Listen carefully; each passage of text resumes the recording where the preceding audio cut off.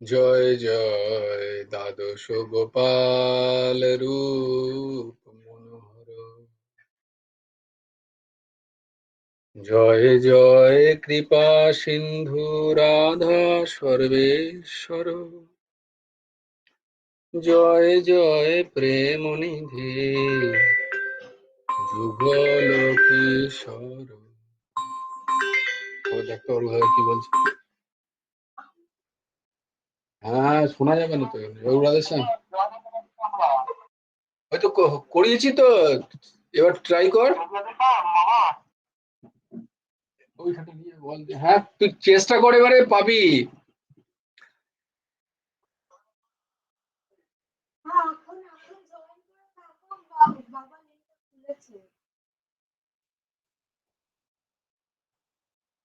অর্ঘ phone করেছে, দাঁড়াও এক second। ও জয়েন হতে পারছে না বেচারা।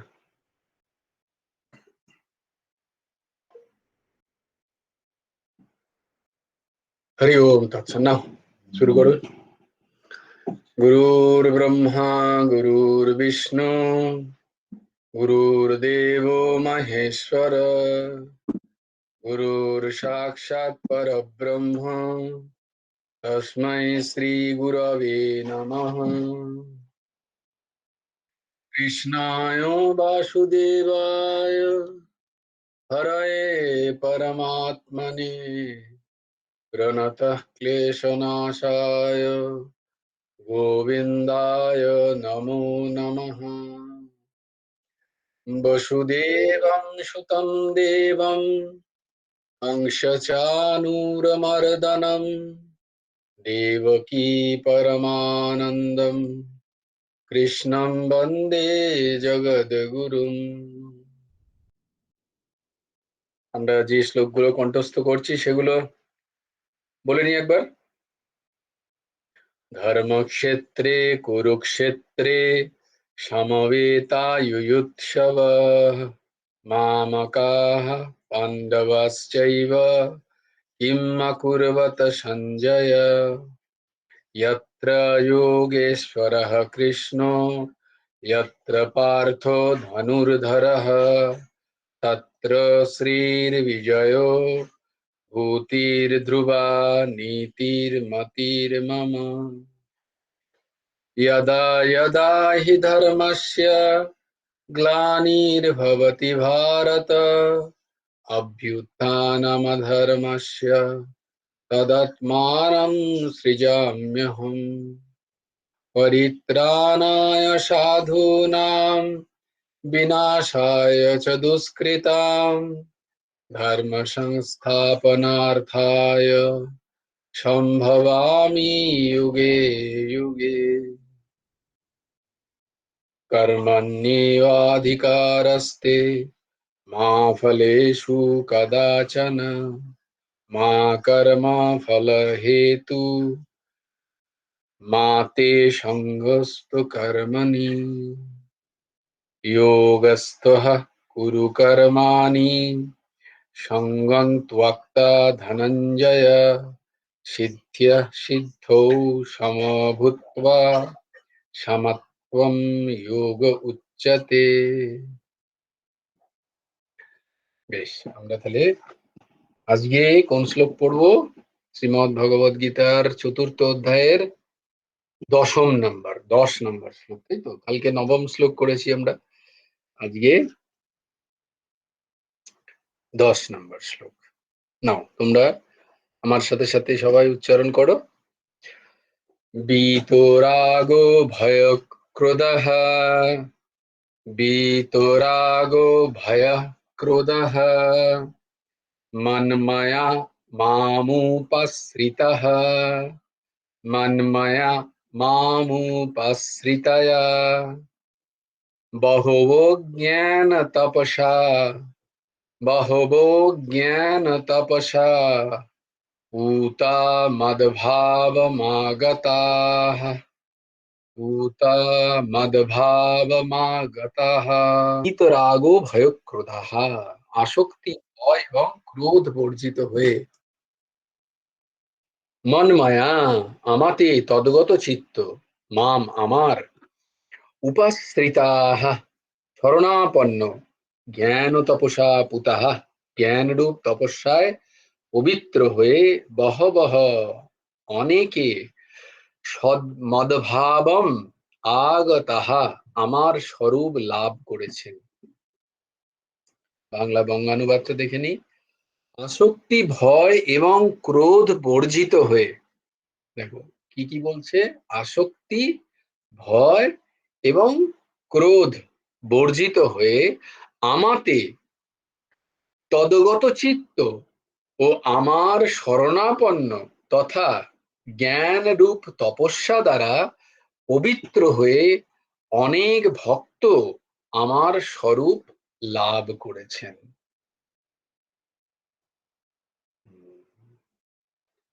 আচ্ছা, তো আমাদের আমাদের এই সূত্রগুলো কি? সেই ম্যাথসের মতো সূত্র আর কি। সূত্রগুলো মনে রাখতে হবে, তাই না? যে কাম, ক্রোধ, ক্রোধ এবং লোভ কোথা থেকে হয়? উৎসস্থান হচ্ছে কাম। কাম উৎসস্থান। কাম প্রতিহত হলে, মানে কোন একটা জিনিসের প্রতি কামনা, তার আগে কি হয়? সেই বিষয়টার প্রতি আমাদের আসক্তি তৈরি হয়, তাই না? আসক্তি, মনের যে একটা ছাপ পড়ে সেটা হচ্ছে আসক্তি। তারপর সেটার নিজের করে নেওয়ার ইচ্ছাটাকে কামনা বলা হয়। হ্যাঁ? সেটাকে সংগ্রহ করে নিজের করে নেওয়ার ইচ্ছাকে কামনা বলা হয়। তো কামনা, এবার কাম প্রতিহত হলে ক্রোধ উৎপন্ন হয়। আর কাম যদি পূর্ণ হয়ে যায় তাহলে আমাদের লোভ তৈরি হয়, লোভ। তো আসক্তিটাও একটা রাগ। রাগ মানে এখানে আসক্তির কথা বলা হচ্ছে। বিতরাগ ও ভয়ক্রোধ। রাগ মানে আসক্তি। কোন একটা বিষয়কে বারবার বারবার ভেবে তার প্রতি যে একটা আমাদের অ্যাটাচমেন্ট তৈরি হয়, সেটাকেই রাগ বলা হয়।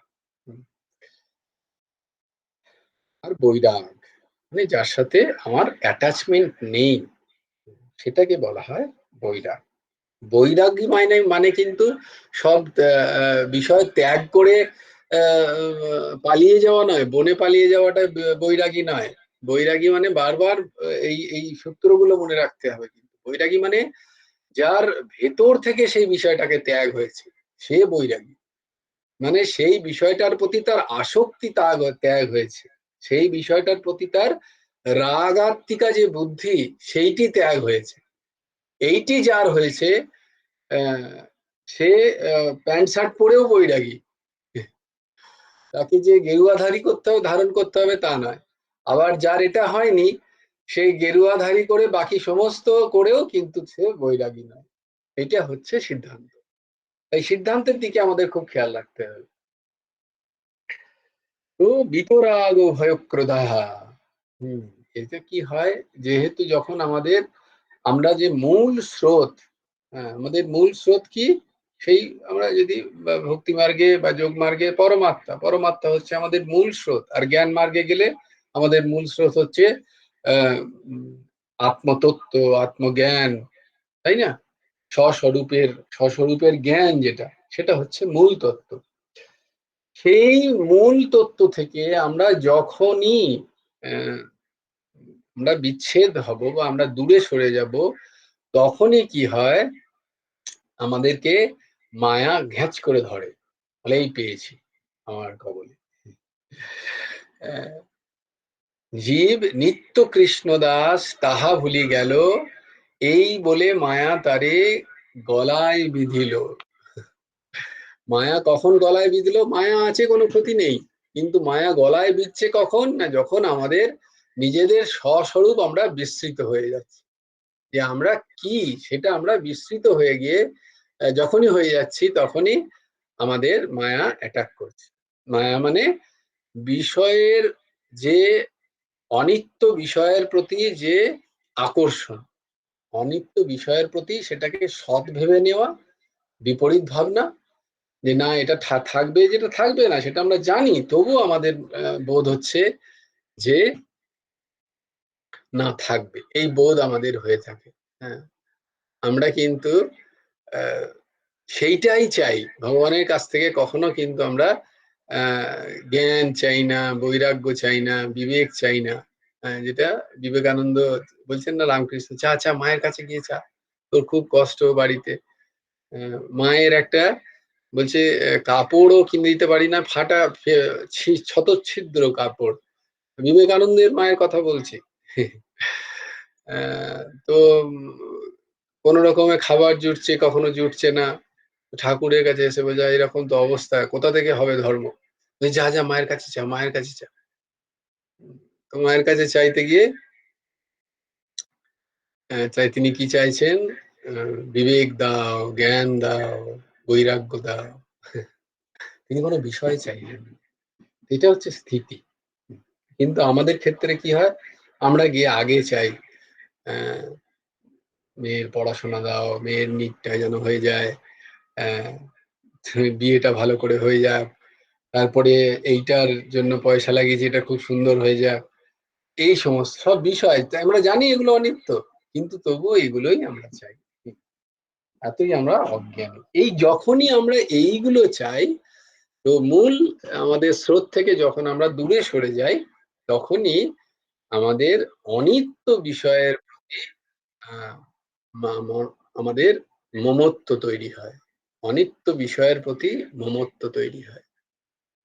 যাহা অনিত্য, যা থাকছে না, টিকছে না, সৃষ্টির শুরু থেকে, মানে অনিত্য বস্তুর সৃষ্টি যখন হচ্ছে তখন থেকেই তার ক্ষয় প্রাপ্ত হচ্ছে, সেটা সেটা আমাদের বোধ হয় না। এতই অদ্ভুত মায়ার প্রভাব। তো সেই অনিত্য বিষয়গুলোর প্রতি আমাদের আসক্তি তৈরি হয়, রাগ তৈরি হয়, মানে আমাদের অ্যাটাচমেন্ট তৈরি হয় অনিত্য বিষয়ের প্রতি।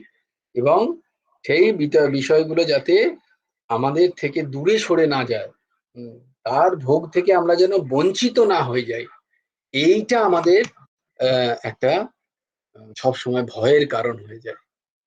দেখো, ভিতর এক তো রাগ, সেই রাগ যাতে আমার নষ্ট না হয়ে যায়, সেই রাগে যেন ব্যাঘাত না ঘটে, আসক্তিতে যেন ব্যাঘাত না ঘটে, সেই একটা অ্যাংজাইটি আমার মধ্যে লেগে থাকে।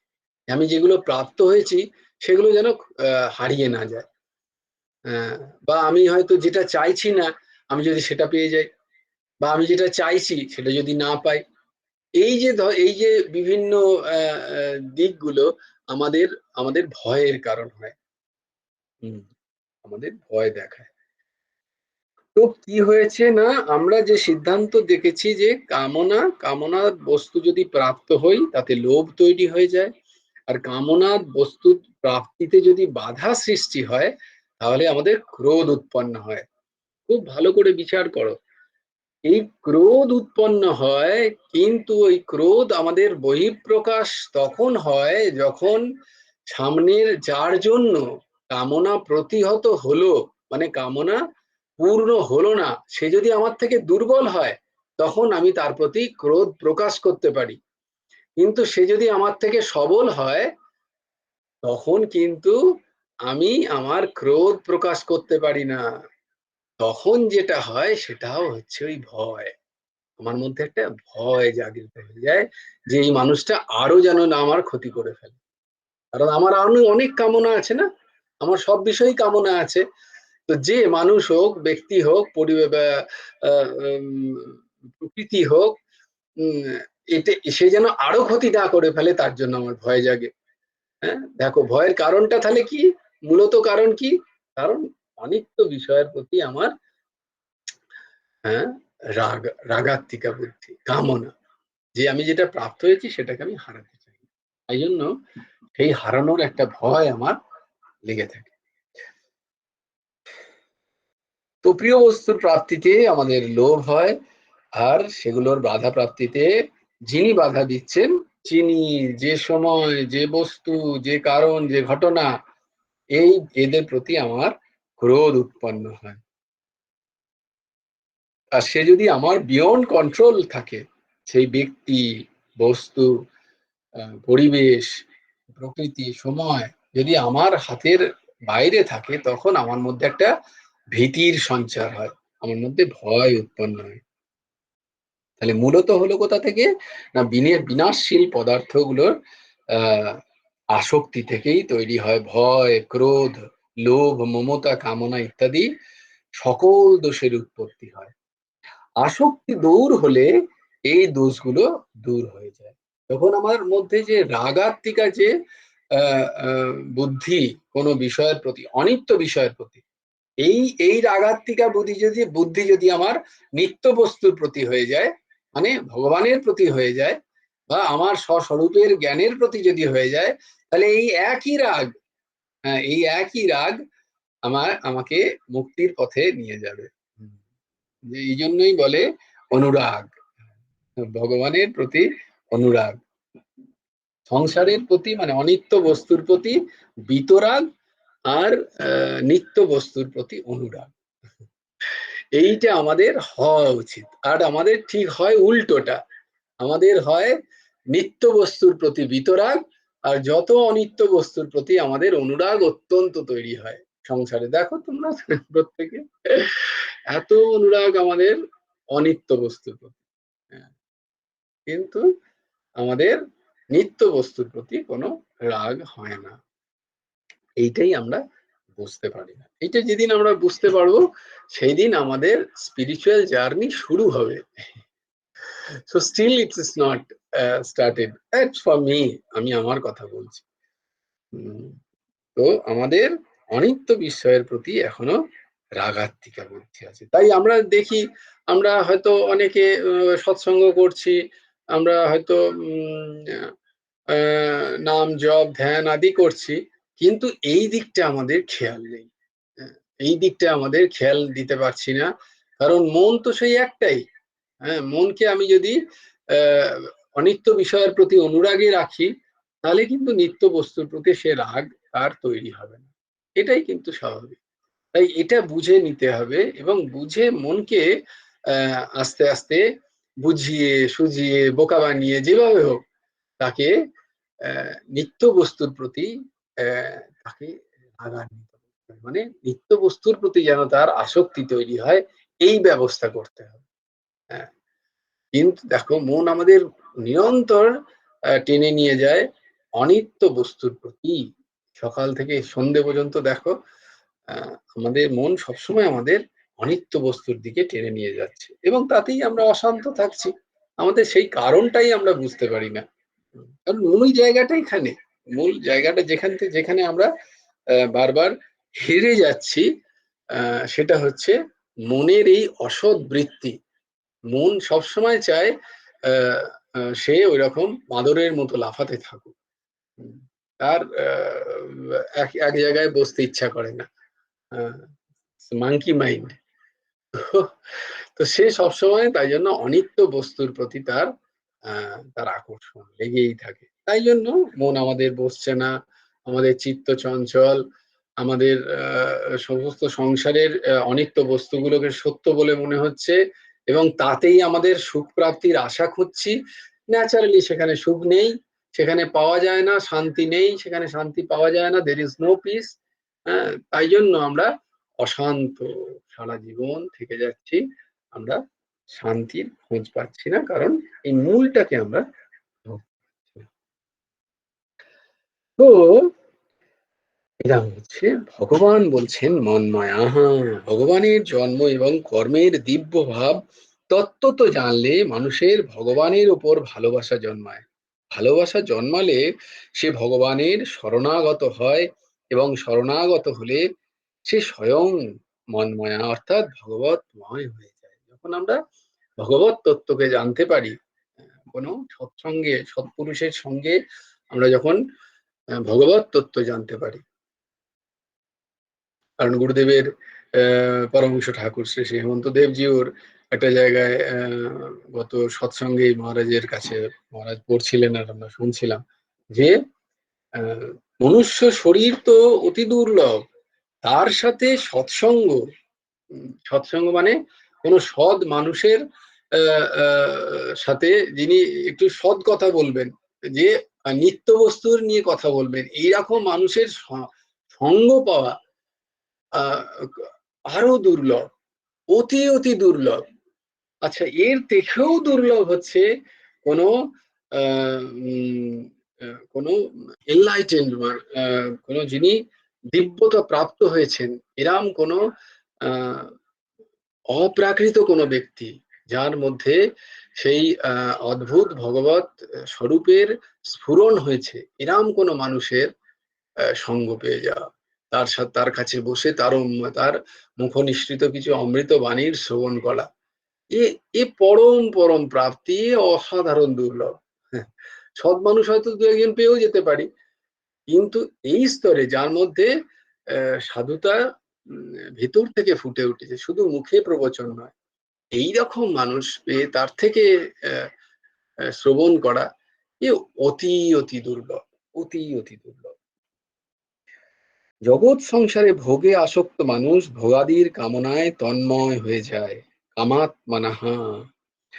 হ্যাঁ, ভোগাদির কামনা, মৃত্যু আমরা কি কামনা করছি দেখতে পাবো, আমাদের ভোগের কামনাই চলছে।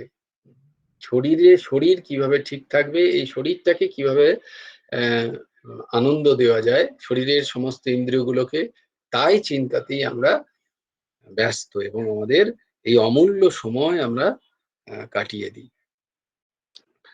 তো ভগবানের প্রতি আকৃষ্ট আর হয়ে ওঠে না।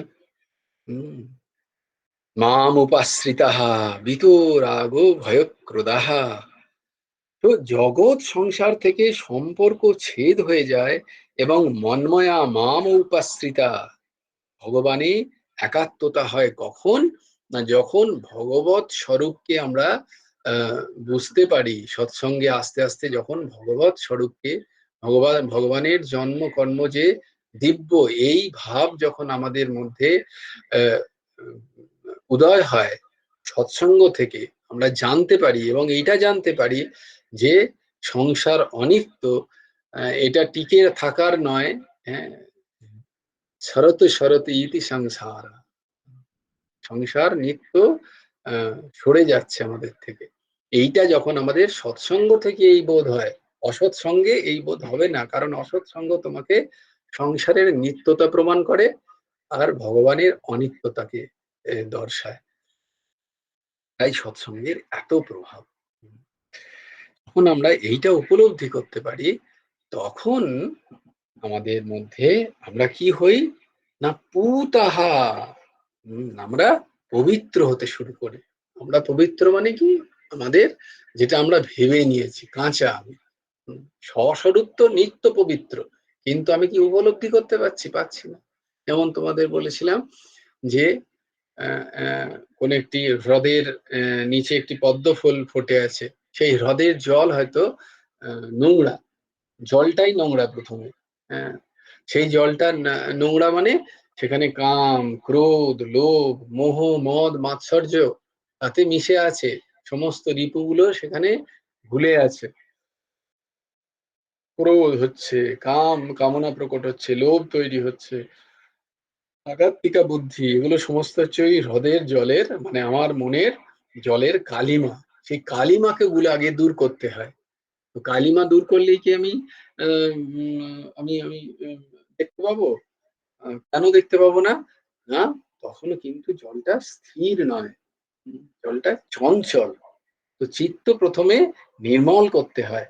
নির্মল কিভাবে, না সৎসঙ্গর দ্বারা, ভগবত কথার দ্বারা নির্মল হতে হয়। নির্মল হয় ভগবত কথা শ্রবণ করতে করতে করতে করতে, চিত্ত নির্মল হতে থাকে।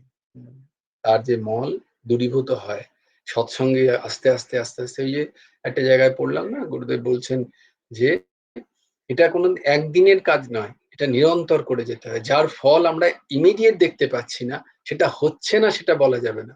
যেমন ধরো তোমার প্রচন্ড খিদে পেয়েছে, হ্যাঁ, তোমাকে সুন্দর তোমার যেটা খেতে ইচ্ছা হয় সেটা দেয়া হলো, ভাত ডাল তরকারি, তুমি এক গাবল খেয়ে তোমাকে এবার থালা যদি আমি টেনে নিই, তোমার খিদে মিটবে কি?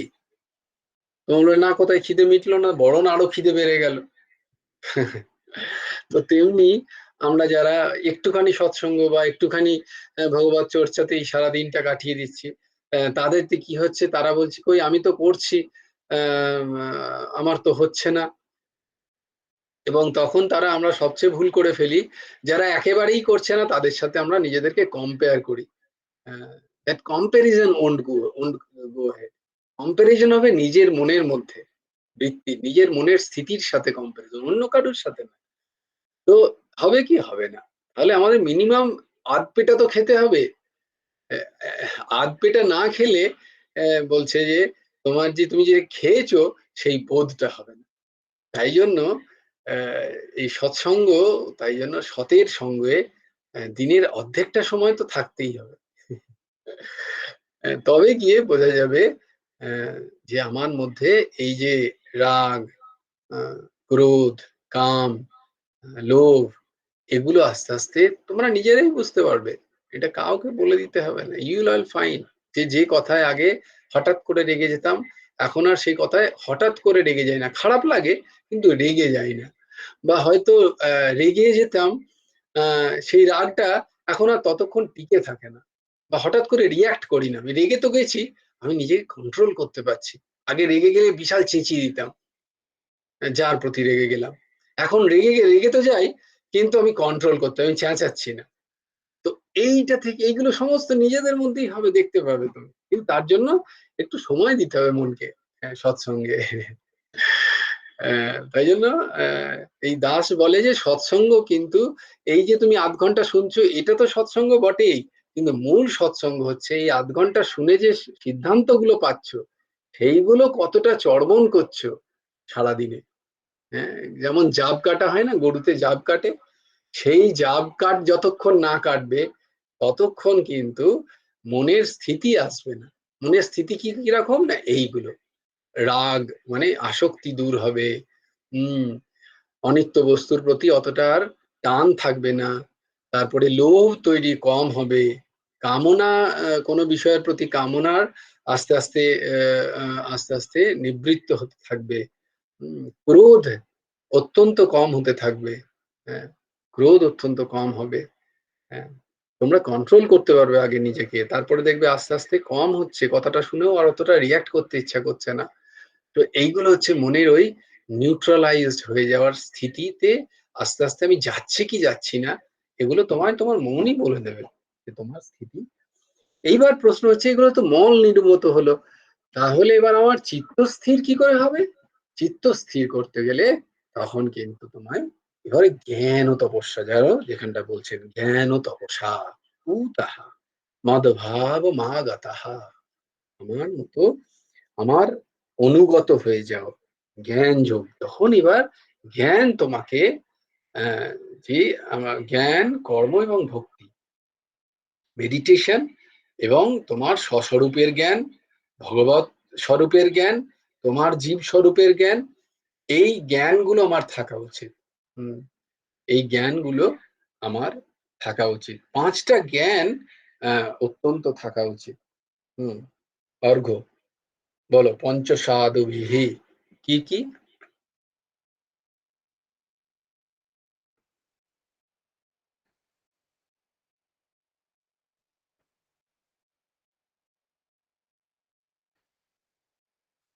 জয়গুরাধেশ্যাম। নিম্বার্কাচার্য দশ শ্লোকীর শেষ শ্লোকটা কি?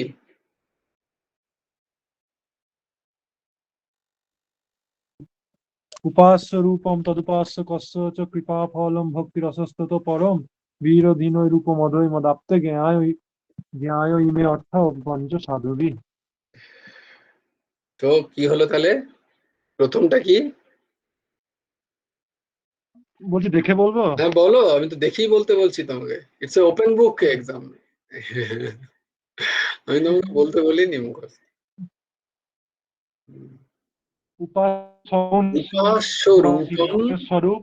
দেখো উপাস্য রূপম, উপাস্যের স্বরূপ, উপাস্য মানে যে ইষ্ট ভগবান, তার স্বরূপ আমাদের জানা উচিত। উপাস্য রূপম তদুপাসকস্য চ, মানে যিনি সেই উপাসনা করছেন, মানে তুমি উপাসক, উপাসকের কি স্বরূপ, উপাস্যের কি স্বরূপ, মানে যাকে উপাসনা করছি তার কি স্বরূপ। সে গুরুদেব হতে পারেন, হরি হতে পারেন, যে ইষ্ট আমার গুরু ইষ্ট হতে পারেন, তো গুরুকে তত্ত্ব তো গুরুদেব কি সেইটা জানা। উপাস্য আমার যিনি উপাস্য তাকে তত্ত্ব তো জানা, তাকে ঠিক ঠিক জানা, তার স্বরূপটাকে জানা। উপাস্য রূপং স্বরূপং তদুপাসকস্য চ, তার যে উপাসক তুমি, তার মানে তুমি কে, what is your relation between you and your ইষ্ট, তোমার তোমার এবং তোমার উপাসক উপাস্যের মধ্যে তোমার কি সম্পর্ক, সেইটা জানা উচিত। তারপরে কি, উপাস্য রূপম তদুপাসকস্য চ কৃপা ফলম। কৃপা ফলম, কৃপা, কৃপা কি, কৃপা কি না বলছে যে তুমি সাধন দ্বারা, সাধন দ্বারা তুমি তো জ্ঞান পাবে, তুমি তো সাধন দ্বারা মনের মল নির্মোচন হবে। কিন্তু ওই যে দর্শন হবে কখন না চিত্ত স্থির হলে, এবং চিত্ত স্থির হয়ে সেই জলের নিচে যে পদ্মফুল ফুটে আছে তার দর্শন হবে, কিন্তু সেটা কিন্তু কৃপা সাধ্য, সেটা কিন্তু কৃপা সাধ্য, সেটা কিন্তু সাধন সাধ্য নয়। প্রেম প্রাপ্তি হচ্ছে কৃপা সাধ্য, যেটা কালকে তোমাদের ওই শেষের দিকে বোঝানোর চেষ্টা করছিলাম। প্রেম প্রাপ্তি বা জ্ঞানের, জ্ঞানের পূর্ণ জায়গায় স্থিতি, সেটা কিন্তু ওই ইষ্ট বা গুরু বা ব্রহ্মের কৃপা সাধ্য। এটা কিন্তু অহং দিয়ে হয় না। অহং দিয়ে সাধন হয়, অপরাভক্তি হতে পারে, কিন্তু পরাভক্তি হচ্ছে কৃপা সাধ্য। তাহলে কি বললো, উপাস্যের স্বরূপ, উপাসকের স্বরূপ এবং কৃপা ফলং। কৃপা ফলের কি কি ফল না ভক্তি রস, ভক্তি রসস্তত পরম, ভক্তি রসস্তত পরম মানে সেই পরাভক্তি, পরাভক্তির যে রস, তার কি স্বরূপ, সেটা কি জিনিস, সেটার প্রাপ্তি হলে কি কি উপলব্ধি হয়, এগুলো জানা উচিত আমাদের। এবং তবে কারণ কোনো একটা বিষয় যদি ভালো হয়, সেই ভালোত্ব, তার সেই ভালোত্ব সম্বন্ধে জানলে তবেই তো সেই একই জায়গায় দেখো লোভ, গুরুদেব বলছেন লোভ তো অত্যন্ত খারাপ, কিন্তু এই লোভটারই যদি মুখটা ঘুরিয়ে দিই, আমি যদি আমার ওই ভক্তি রসের প্রতি যদি আমার লোভ হয়, ভক্তি রস প্রাপ্তির প্রতি যদি আমার লোভ তৈরি হয়, লৌল্যমেক একম, কি বলছে না আমার ওই একমাত্র ওই লোভই আমাকে, একই লোভ, সেই লোভটা তখন ছিল সংসারের প্রতি, এখন সেই লোভটাই কি হয়েছে ভক্তি রসের প্রতি তৈরি হয়েছে, তো সেই লোভ আমার চাই। আচ্ছা, তারপরে কি বলো, বিরোধীন পঞ্চ, দেখো পাঁচটা পেলে কি, উপাস্য রূপম তদুপাসকস্য চ, দ্বিতীয় কৃপা ফলং ভক্তি রসস তত পরম, কৃপা ফল ভক্তি রসস তত পরম, কি পরম প্রাপ্তি কি আমার ভক্তিরস, এবং বিরোধীন পঞ্চ, বিরোধীন, বিরোধীন মানে এই ভক্তি রস প্রাপ্তির বা এই লোভে, আমার এই লোভ প্রাপ্তিতে আমার কি কি বাধা সৃষ্টি করছে, কোন কোন জিনিসগুলো, সেইগুলো, সেইগুলোকে আমার চিনে নেওয়া, সেইগুলোকে চিনে নিয়ে সে তারও স্বরূপটা জেনে নেওয়া যে আমাকে কে কে বাধা সৃষ্টি করছে। তো উপাস্য রূপং তদুপাসকস্য চ কৃপা ফলং ভক্তি রসস্ততঃ পরম, বিরোধীন রূপ, বিরোধী, বিরোধী বস্তুর রূপ তার স্বরূপটাও জানতে হবে, বিরোধীন রূপ মতই তদাপ্তে, মতই তদাপ্তে জ্ঞান, সেই জ্ঞান আমার হওয়া উচিত, এই পাঁচটা জিনিসের জ্ঞান আমার হওয়া উচিত। এটা নিম্বার্কাচার্য মহারাজ তার দশ শ্লোকীতে, বেদান্তের ব্যাখ্যা, বেদান্তের সার, ব্রহ্মসূত্রের সূত্র সার হচ্ছে দশ শ্লোকী, তার শেষে উনি বলছেন যে কিভাবে সাধন করতে হয়, সেই সাধনে এই পাঁচটা বিষয় তিনি তুলে ধরছেন, এই পাঁচটা বিষয় প্রত্যেক সাধকের জানা উচিত, তবে সে স্পিরিচুয়াল পথে, তার নিজের আধ্যাত্মিক রাস্তায় সে ঠিক ঠিক হাঁটতে পারবে। উপাস্যের স্বরূপ তদুপাসকস্য চ, মানে উপাসকের স্বরূপ, কৃপার, কৃপার স্বরূপ কি, ভক্তির স্বরূপ কি, ভক্তি রসের স্বরূপ কি, এবং এই ভক্তি রস প্রাপ্তিতে বাধা স্বরূপ কি কি জিনিস, তারও স্বরূপ, কি কি আমাকে বাধার সৃষ্টি করছে, হিন্ড্রেন্স কি কি করছে আমার জীবনে, সেইটা যে জেনে যাবে একবার, তার পক্ষে হাঁটাটা সুবিধা সোজা। তো ঠিক একই কথা এখানেও ভগবান বলছেন, বীতরাগ ভয়ক্রোধ মন্ময়া মাম উপাশ্রিতা। মাম উপাশ্রিতা বা মন্ময়া কি করে হবে না, বীতরাগ ভয়ক্রোধ যখন হতে পারবে, এইটা হওয়ার পরে তুমি কি করতে হবে, বহব জ্ঞান ও তাপসা ভূতা মদভাব মাগতাহা। মদভাব মাগতা কিন্তু আমার কৃপাতে হবে। হুম, জ্ঞান প্রাপ্তি করলে কি হয়, আস্তে আস্তে চিত্ত স্থির হতে থাকে, চিত্ত অস্থিরতা চলে যায় চিত্তের। চিত্ত অমল হয়, মল রহিত হয় এবং সেই চিত্ত স্থির হয়। সেই স্থির চিত্তে তখন আমরা ব্রহ্ম বলো, পরমাত্মা বলো, ভগবান বলো, স্বস্বরূপ বলো, যে যোগে যে যোগের যে আহ, যে ইষ্ট বলা যায়, তাকে আমরা প্রাপ্ত হই বা বুঝতে পারি। যে প্রাপ্ত কোত্থেকে এলাম, প্রাপ্ত কোথা থেকে এলাম, আলাদা কোথা থেকে হঠাৎ করে এলো, না না, এটা প্রাপ্তই হয়ে আছো। এটাই হচ্ছে বোধ। এই হচ্ছে এই শ্লোকটা খুব খুব ইম্পর্টেন্ট একটা শ্লোক, এবং এটার ব্যাখ্যাটা এইরকম। বেশ, আবার আমি বেশি সময় যাবো, আজকে জয়েন করতেই দেরি করেছি, -14, 39 শেষ করেছি ধরা যেতে পারে। এ নিয়ে কারোর কোনো প্রশ্ন? অনেকদিন পরে আজকে রমাদি জয়েন করেছে, বৌদি জয়েন করেছে। অ্যাঞ্জেলা মা, তুই আজকাল ভিডিও অন করছিস না, কি ব্যাপার? All good? হ্যাঁ, আমি অ্যাকচুয়ালি একটু লাইব্রেরিতে পড়াশোনা করি, তো ও, ওখান থেকে ভেরি গুড, শুনছি ভেরি আমি। গুড। আচ্ছা, তুই লাইব্রেরিতে পড়াশোনা করেছিস, ভেরি গুড। কালকে আগামীকাল ভাগবত, আজকে ভাগবত খাওয়ার কথা ছিল পিয়ালি, তো পিয়ালিতে দিদি কিছু বলবে, বলেনি? বুধবার, জয়গুরু রাধে শ্যাম, বলছি তো আজকে তো বুধবার। না, বুধবার না, 4 দিন পরে একদিন ভাগবত। ও আচ্ছা, না, আজকে হওয়ার কথা ছিল না। আজকে হওয়ার কথা ছিল না, পিয়ালি দিদি বলছে। না না, ওটা পিয়ালি দিদি খেয়াল রাখছে। I given the department two Piyali. যেদিন পিয়ালি দিদি না, বলবে সেদিন ভাগবত হবে, ব্যাস, দ্যাটস অল। খুব শরীর খারাপ আমার, ওহো, জ্বর, গলা বসে গেছে। এই রে, ভালো করে শরীর দেখাও, ডাক্তার দেখাও। ডাক্তারকে দেখিয়েছিলাম ওইতে আমপুরে, নিয়ে হুম, অ্যান্টিবায়োটিক দিয়েছিলেন। ওই হুম। অ্যান্টিবায়োটিক খেয়ে তো মানে আরো দুর্বল হয়ে যাচ্ছি, আরো কষ্ট হচ্ছে, এসব চলছে। শরীর থাকলে তো তার ট্যাক্স দিতে হবে। দিতে দিতে 100 হয়ে যাচ্ছে। শরীর থাকলে শরীরের ট্যাক্স হচ্ছে শরীর খারাপ। হ্যাঁ বলো, ঊর্ধ্বসীমা বলো। Never never it is never. I object first of all.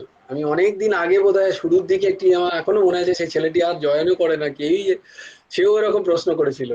I never any questions, কখনো সেটা বোকা বোকা না। Question is question. হুম, হুম।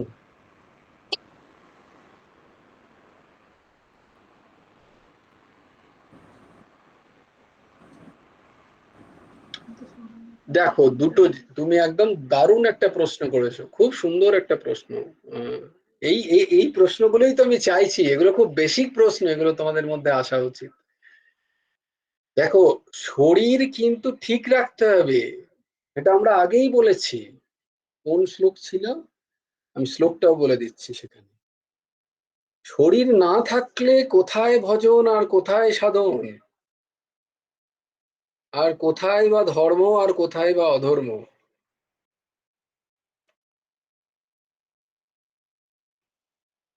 কোথায় গেলাম, শরীর তো ঠিক রাখতেই হবে, হ্যাঁ, কর্মযোগে।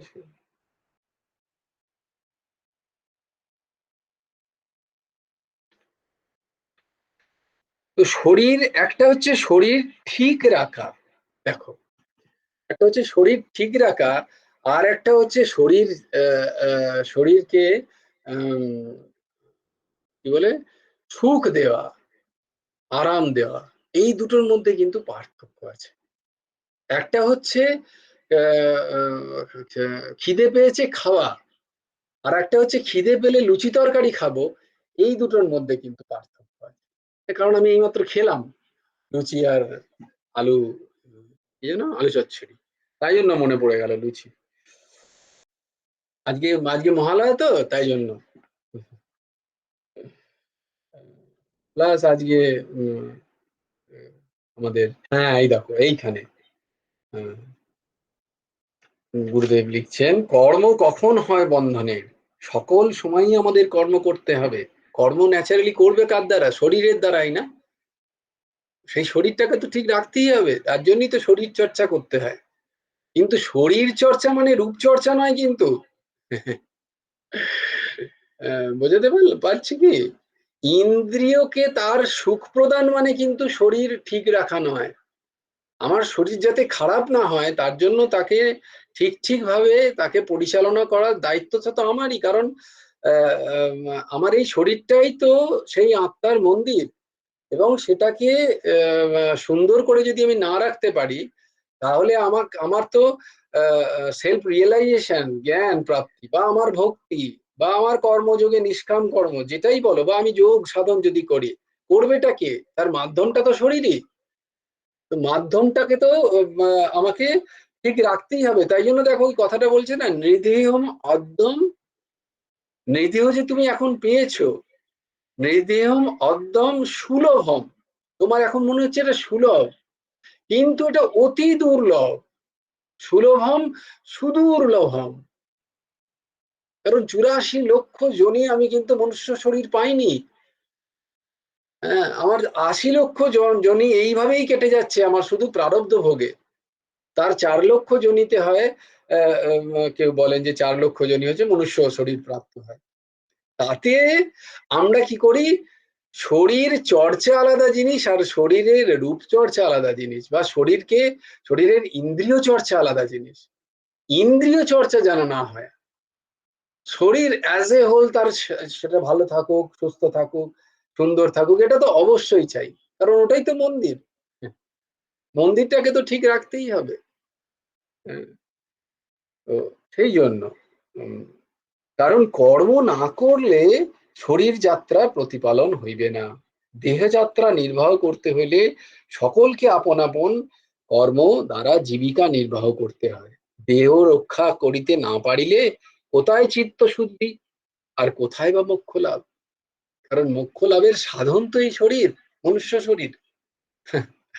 তো এর মানে এই নয় যে শরীরটাকে কষ্ট দিয়ে কিছু হয় না, মানে শরীরটাকে কষ্ট, কিন্তু যেটা যারা বলেন যে আত্মাকে কেন কষ্ট দেব, ওইটা কিন্তু ভুল কথা। আমার কি দরকার না, খিদে মেটানো, আমার শরীরকে পুষ্ট করা দরকার, তাই না? পুষ্টি দরকার শরীরে। তার জন্য যেটা কোনো যে খাদ্যটা আমার শাস্ত্রসম্মত সেটা গ্রহণ করা উচিত, জীব সম্মত নয়। আমার জীব যেটা চাইছে সেটা খাচ্ছি, এটা কিন্তু ইন্দ্রিয়ের পুষ্টতা। তাতে বেশিরভাগ সময় শরীর খারাপই হয় বোধহয়।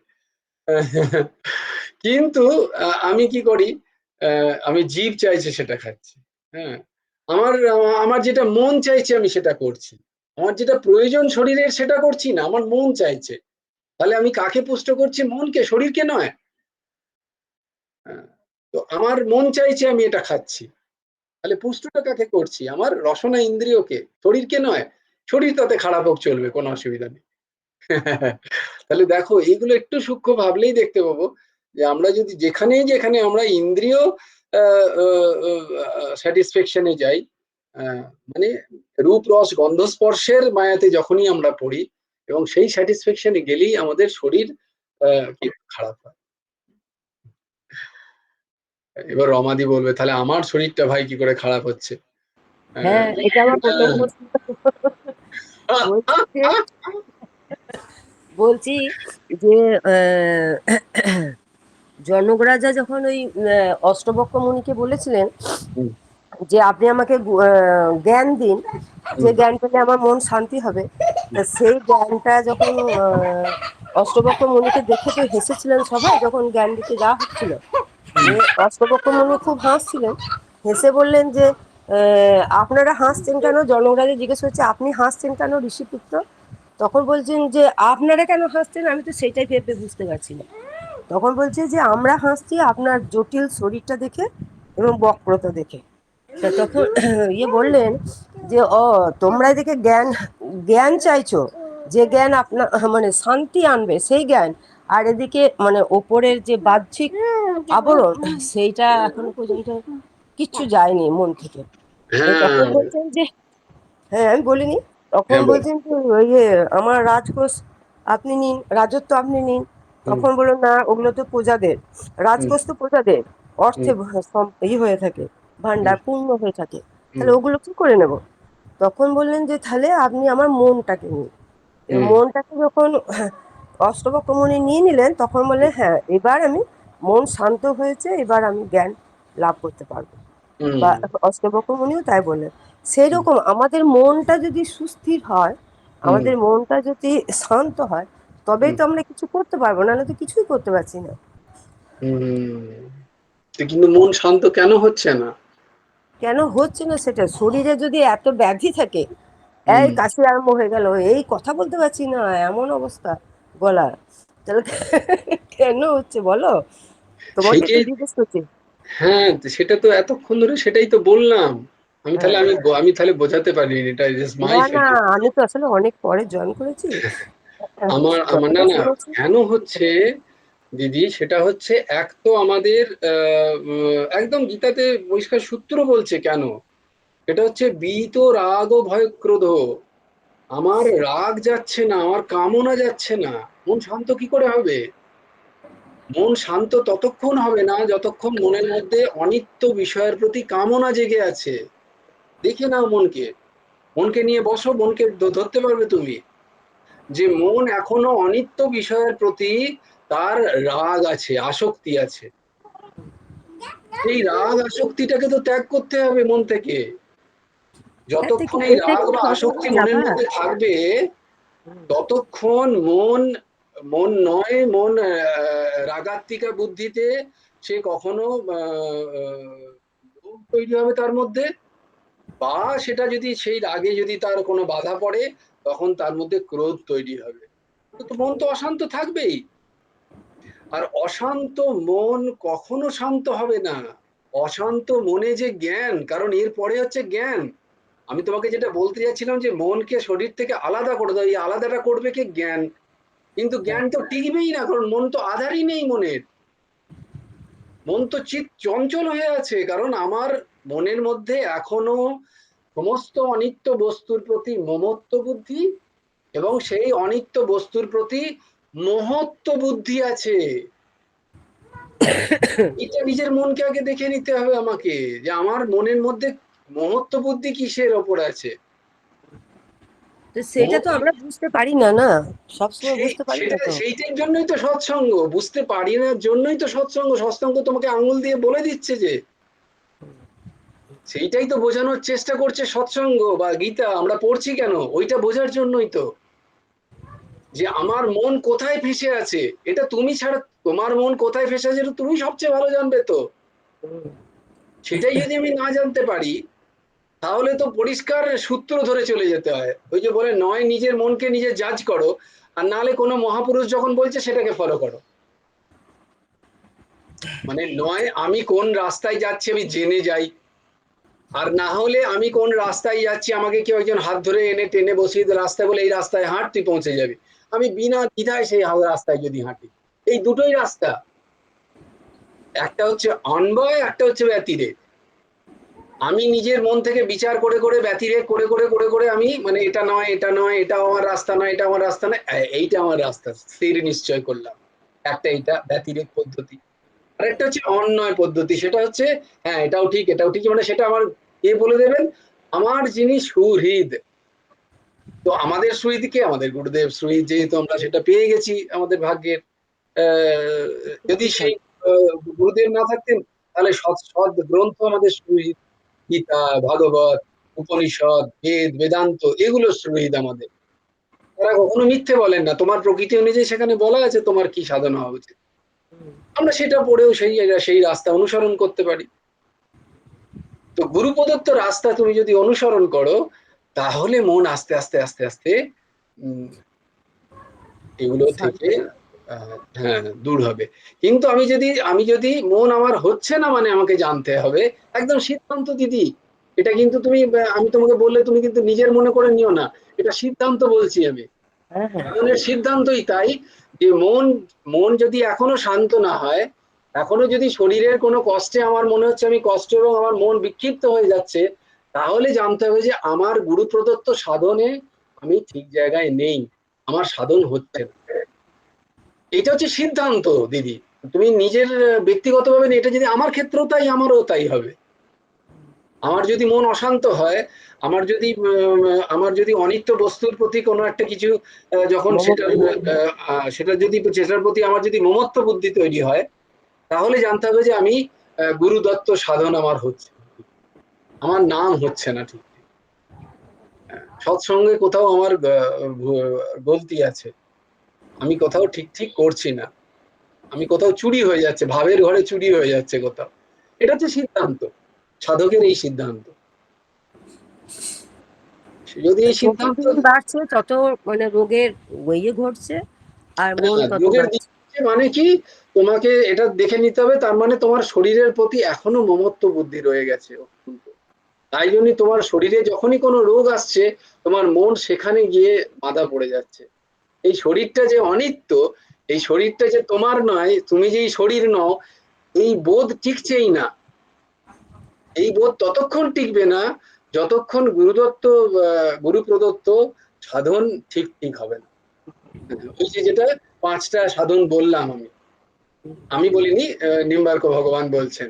উপাস্যের রূপ স্বরূপ জানতে হবে, উপাসকের স্বরূপ জানতে হবে, কৃপার স্বরূপ কি সেটা জানতে হবে, ভক্তি রস কি সেটা জানতে হবে, এবং তার যে বিরোধী জিনিসগুলো সেটা জানতে হবে।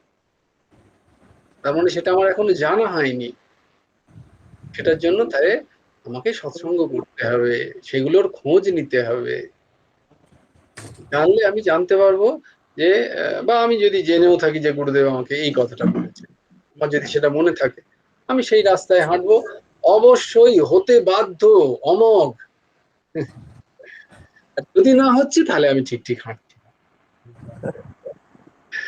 এটা হচ্ছে সিদ্ধান্ত। এবার সেই সিদ্ধান্ত অনুযায়ী আমাদের নিজেদের ইন্ট্রোস্পেক্ট করতে হয়, মানে নিজেদের বসে ভাবতে হয় যে আমি কোথায় আমার হেরে যাচ্ছি, আমি কোথায়, আমার চুক কোথায় হয়ে যাচ্ছে, যেটা হিন্দিতে বলে কাহা চুক হো রা হ্যায়। বেশ ভালো থেকো। চলো আমরা গৌরহরিকে ডাকি। ওই জায়গা শো বাবারে 11টা 6। গৌরহরি কোথায় তুমি?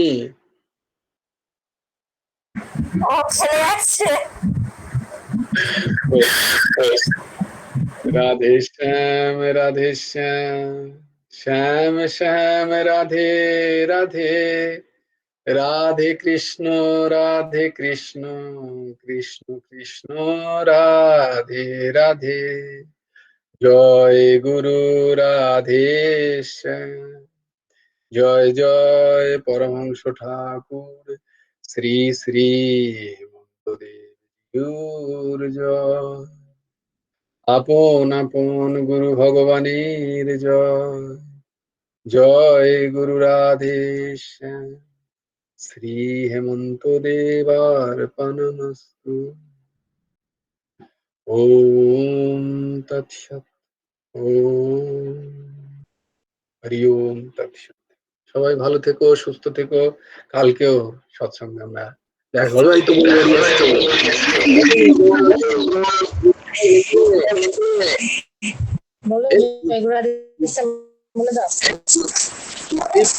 পুজোতে তো দারুণ চুলটা কেটেছিস রে।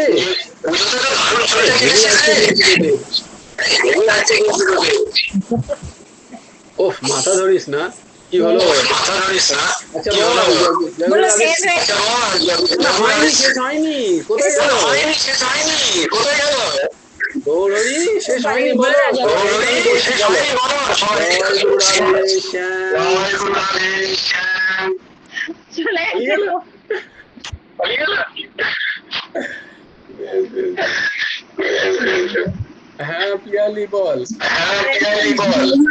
সামনের দিনই ভাগবত আছেন। আগামীকাল? হ্যাঁ হ্যাঁ। বেশ বেশ, ঠিক আছে, তাহলে আগামীকাল ভাগবত, সুন্দর ভাগবত আমরা পারায়ণ।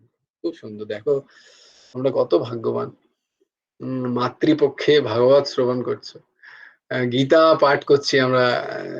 এই এই যে মহালয় থেকে দশমী পর্যন্ত এই সময়টা বলা হয় মানে যারা যোগ সাধনা করেন, ভেবো না একেবারেই আমি নই, কিন্তু আমি শুনেছি, আমি শোনা কথা তোমাদের বলছি, যারা করেন তাদের পক্ষে এই সময়টা ভীষণ উপকারী, ভীষণ উপকারী। একটু কিছু করলেও, এক তো এই সময়ের কোনো কালাকাল নেই, সমস্ত ভালো কাজ, যে কোনো কাজ যে কোনো সময় করা যায় এই 10টা দিন। আর একটুও যদি আমরা কোনো সৎ সৎ কার্যে নিজেদের মনকে লাগাতে পারি, তার অমোঘ ফল, কোটি কোটি গুণ ফল পাওয়া যায় এই মহালয় থেকে দশেরা মানে দশমী পর্যন্ত। হ্যাঁ অর্ঘ্য বল। বলছি কদিন ভাব আসছে আর কি, মনে হলো যে দুর্গা ধরো পুজো ধরো এই সময় হুম। মাতৃপক্ষ, তো আমার মনে হলো যে আমাদের তো যাই পুজো সবই তো হচ্ছে আমাদের ভগবানকে খুশি করার জন্য। একদম। তো হঠাৎ করে তো মনে হলো যে মা দুর্গার পুজোতে আমরা যাই করি, তো মা দুর্গাকে তো খুশি করা তো একটা আমাদের দরকার, আমাদের উচিত। নিশ্চয়ই। তখন মনে হলো যে মা দুর্গার তো সব থেকে প্রিয় হচ্ছে বাবা শিব, কিন্তু এমন একটা বস্তু আছে যা আবার মা দুর্গাকে বাবা শিবকেও ভুলিয়ে দেয়। হম। কারণ সেটা ভাগবত, হরিকথা, কৃষ্ণ কথা। তাই মনে হলো যে এই দুর্গাপুজোর এই সময়টা যদি আমরা গুরুদেবের ওই ভাগবতী কথা গ্রন্থটা পাঠ করি, তাহলে হয়তো আমরা মাকে আরো বেশি আনন্দ দিতে পারবো। নিশ্চয়ই, একদম একদম সুন্দর, একদম ঠিক কথা বলেছো। হরি কথা যদি তুমি এই সময় মাকে শোনাও, হরি নাম যদি মাকে শোনাও, তাহলে মা আরো প্রসন্ন হবেন। মা ফুল মিষ্টান্ন থেকেও যদি হরি কথা তাকে শোনানো যায়, দুর্গা মাকে, তিনি যেহেতু মর্তে আসছে, সপার্ষদ, তাকে যদি হরি নাম শোনাও, তাহলে তিনি অত্যন্ত প্রসন্ন হন, অত্যন্ত প্রসন্ন। সেবার মানেই তোমাদের বলেছি না, সেবা মানে কি জানো? কি সেবা মানে হচ্ছে প্রসন্নতা। যার সেবা করছো সে প্রসন্ন হচ্ছে কিনা জানতে হবে, তবে গিয়ে সেটা সেবা হবে। সেবা মানে কিন্তু পা টেপা নয়। পা টেপা, কেউ কেউ যারা বেশি পা টেপে তারা অনেক সময় গলাও টেপে, কিন্তু তাই খুব সাবধান। কারোর কাছে সেবা নিতে গিয়ে খুব সাবধান, কিন্তু তার থেকে একটু সেবা করা ভালো, তাই জন্য বলে। তো সেবা মানে হচ্ছে প্রসন্নতা। যার সেবা করছো তার কোন বিষয়টাতে প্রসন্নতা প্রাপ্ত হচ্ছে তিনি, সেইটা হচ্ছে তার সেবা। ধরো কেউ পা টেপাতে পছন্দ করেন না, তুমি যদি তার সামনে থেকে পা না টিপতে চাও, তা সেটাই তার কিন্তু সেবা, প্রসন্ন, প্রসন্নতা। সেবা মানে প্রসন্নতা। তার মানে মায়ের যদি আমরা সেবা করতে চাই, তাহলে কিন্তু তাকে প্রসন্ন করা হচ্ছে।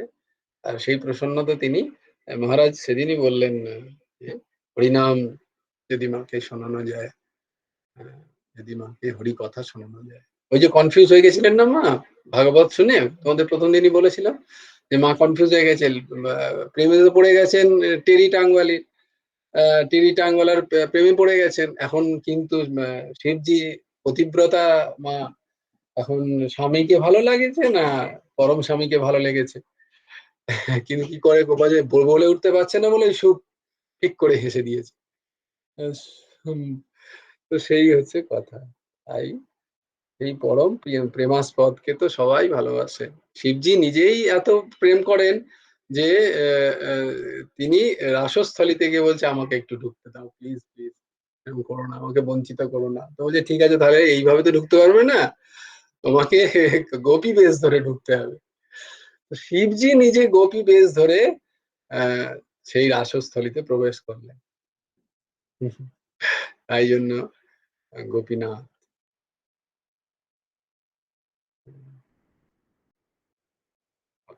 চলো, জয় গুরু রাধেশ্যাম, সবাই ভালো থেকো। হরি বল। হ্যাঁ, তাহলে তাই করবো, আমরা একটুখানি ভাগবত পাঠ করবো তাহলে। হ্যাঁ, অর্ঘ্য বাবা, হ্যাঁ, জয় গুরু রাধেশ্যাম। বেশ। ভাগবত